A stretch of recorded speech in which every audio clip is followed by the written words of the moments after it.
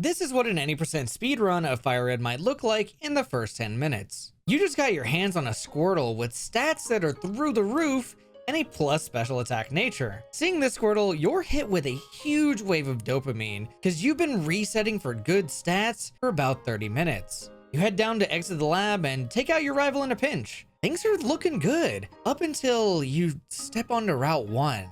You hear the encounter sound and it's a Pidgey. Cool, time to run. Oh, and another one, and another one. Well, this sucks. I really wanted a Rattata because, you know, they're easier to take out, but it's just fine. I'll just KO the Pidgey for some EXP. And you do. But by the time you're done with the battle, you're left at half your HP. Just gotta hope for the best now as you step into the forest where he's waiting for you. The bug catcher. He walks up to you with an all too familiar, "Hey, wait up. What's the hurry? Why the rush?" Before sending out his Weedle. Without a moment's notice, you tail whip as he string shots, tackle, 3 times in a row. And even after all that damage, he's still string shotting you. You yell, "What are you doing? Just hit me, man!" As you really want Torrent for Brock's gym, but he just keeps string shotting you. Then all of a sudden, your wish comes true. He poison stings you straight into 20% of your HP with a critical hit, followed by a poison status. You and him both are now one hit away from getting KO'd, but you know there's only one way for you to lose. So you smash the A button for one more tackle. He goes for a poison sting, putting you at 1 HP. You hold your breath as you watch the text, "A used tackle," followed by a missed tackle. Now all you can do is watch in horror as Squirtle drops from 1 to 0 HP from being poisoned.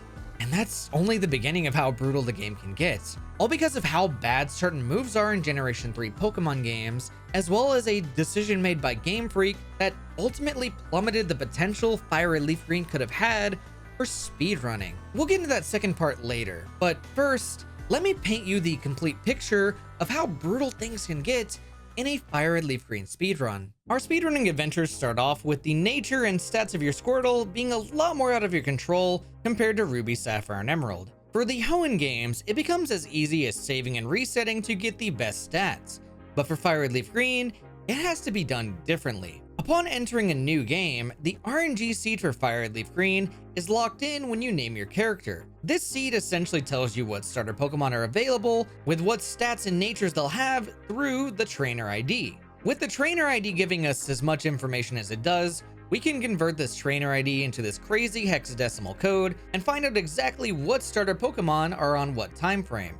But because we don't control what trainer ID we get, we don't always get the same results, forcing you to settle for the best Squirtle the game is willing to hand you instead of having it narrowed down to the same stats like in Ruby, Sapphire, and Emerald. All because their method of manipulation gives them the same seed, nature, stats, and results every single time if you're precise enough. And to top it off, only a certain amount of those Squirtles you'll randomly find will be runnable in the first place. All because Modest, Mild, and Rash are the only natures good enough to use in a speedrun. Quiet would be the last plus special attacking nature available and likely the best choice if it were runnable. But since speed is the stat that probably saves the most amount of time, it just ends up not being worth it to run Quiet nature in the first place. All because going before your opponent or not giving them a turn at all saves a lot of time. But what saves even more time than that is the moves Squirtle can take advantage of. Moves like Bubble are quite pathetic in Generation 3 since it only has a total base power of 20. But even though it's a bad move, it's the fact that you get it so early on that makes such a difference when comparing it to the other starter Pokemon. Mainly because they'll need a lot more levels to get good enough moves to beat Brock with. The next two moves Squirtle gets are arguably the most important moves that make Squirtle ultimately the king of FireRed Leaf Green. Bite and Mega Kick. Mega Kick is a terrible but fantastic move that capitalizes on the high risk, high reward aspect of speedrunning, while Bite is literally the best move in the game. Bite is actually so important that if Charmander had access to it in its Generation 3 move pool, it would be the fastest Pokemon for this speedrun. All because Dark is a special attacking type in Generation 3 that gives you the ability to combat water, grass, rock, fire, and ground type Pokemon in ways that are sometimes better for speedrunning, like how you can avoid super effective techs with it. And it's in this combination of Mega Kick, Bite, and Water moves that you'll save so much time in the early and mid portions of the game. Portions such as most rival fights, Misty, every spot that they menacingly stuck Oddish or Bellsprout into, and finally, Rock Tunnel. For the late game, the big time saver will be Blizzard. Blizzard basically becomes the cherry on top that gives us the power to completely rely on our special attacking nature from that point forward. A move that comes to us at such a perfect time, since all those evil grass type Pokemon have fully evolved, on top of Lance being right around the corner, giving us the ultimate coverage unmatched by any of the other starters. And with this ultimate toolkit setting us up, we just need one more massive mechanic to save time, which was introduced in Generation 3, the ability mechanic. By putting ourselves constantly at 1/3 of our HP or lower, we can boost water moves like Bubble, Water Gun, Water Pulse, and Surf. This saves a rough estimate of about 2 to 5 minutes purely from KOing Pokemon faster than normal. And it's all because of the low power of most of these water moves combined with Squirtle's rough special attack stat. Abusing Torrent starts becoming a common pattern as soon as we enter the first gym, saving you a total of 7 turns on average. It's weird too, because you'd think that a ×4 effective water move would take care of the 2 Geodudes and the 1 Onix you have to handle inside a Brock's gym without a problem.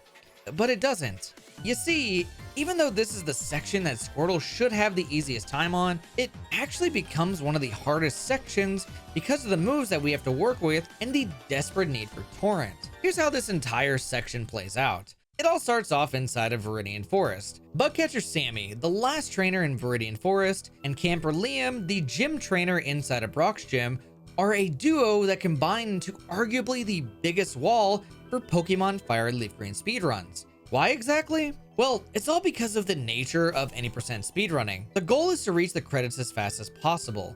So, if getting more EXP to make a threat easier is not faster, we won't consider doing that. The biggest example of this being the fight against Bugcatcher Sammy, where we'll have to wait Tackle versus Bubble. To get access to Bubble, we'll need an extra level before Sammy, which usually means we need to fight a whole extra Pokemon to get it. While you will likely run into that extra Pokemon in the wild, this can easily give you the EXP that you need, but it's in weighing whether or not it's worth it that becomes complicated. On average, you might miss 1 to 2 tackles on Bugcatcher Sammy's 6 to 7 turn fight, likely making Bubble faster. But what if we never miss Tackle? Then it would just be slower to use Bubble. But then, what if we're stacked in that scenario where we used Bubble and made Sammy's fight 3 to 4 turns instead? This sounds amazing. But now you have to wonder, is this enough turns for Bugcatcher Sammy to put me into Torrent in the first place? He could easily string shot you every single one of those turns, or poison you so early on that you gotta heal. This makes things like sacrificing time to beat Sammy with Tackle potentially more appealing because you had more turns to get into Torrent. But even with Torrent, Camper Liam is there to be a massive problem with his Sandshrew.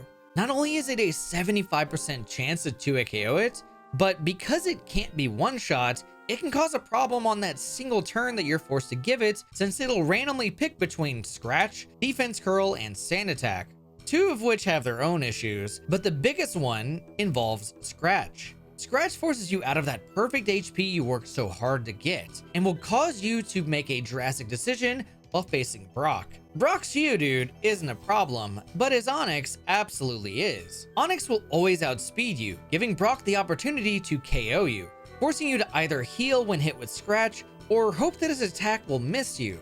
But even if you survive that hit from Onix, the plus special defense nature given to that Onix causes a Torrent-powered Bubble to only have a 56% chance to KO it. It's quite disgusting, and there's no real fast way around it, all because of the power of Torrent. And it's in this abuse of low HP, rough fights, and nasty RNG manipulation methods that make speedrunning this game so brutal to keep going mentally. But I think it's in that RNG manipulation method that I haven't fully gone into that I ultimately think screws this game out of its full potential. And it's all because of the removal of a single line of code from FireRed Leaf Green. When you normally save and reset in a Pokemon game, it causes different sequences of RNG to be produced, or at least that's what Game Freak intended it to be like. RNG in our case is what produces Pokemon stats, Pokemon natures, the potential outcome of a battle, and whether or not you can successfully catch a Pokemon or not. But what Game Freak overlooked is how you'll get the exact same sequences of RNG each and every time you soft reset an Emerald as well as Ruby and Sapphire after you remove or dry out its battery. And because it's producing the same RNG each time we load up the game from a soft reset, we can make the games more consistent by running the exact same starter Pokemon each and every time. This, unfortunately, is not the case at all for FireRed Leaf Green, due to the games removing the piece of code responsible for seeding the RNG in Ruby, Sapphire, and Emerald with the clock. All because FireRed Leaf Green doesn't have any clock-based events in the first place. Items like berries can't be grown and can only be picked up off the ground. Pokerus can never be obtained and will never go away if transferred from another game. And even Pokemon like Eevee cannot evolve into Umbreon or Espeon. This all meant that Game Freak needed a new method to seed RNG, which would be partially through the title screen. You see, this lovely Venusaur or Charizard title screen scrambles RNG at a rate that is almost 4 times as fast as the game actually plays. And on top of this insane speed, it can also precisely tell how long the title screen has been playing for, the exact moment you press a button on the title screen, as well as how long you took to hold or release that button while the title screen is playing. This makes manipulations through saving and resetting stupidly precise and overall just not worth it. And because of this, the potential for this game is capped to only be worth manipulating the starter Pokemon.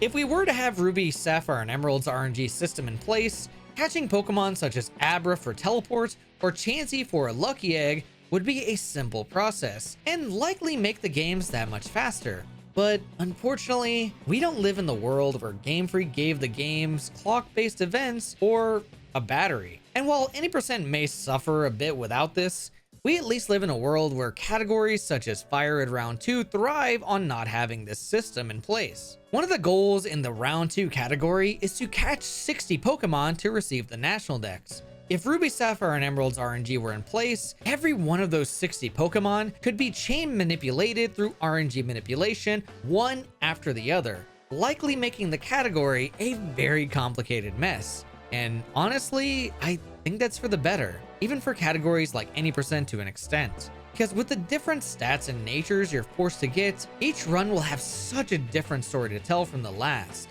Sure, that makes speedrunning the games harder, but it's in this way that makes FireRed Leaf Green's brutal speedruns that much more satisfying when you finally complete one.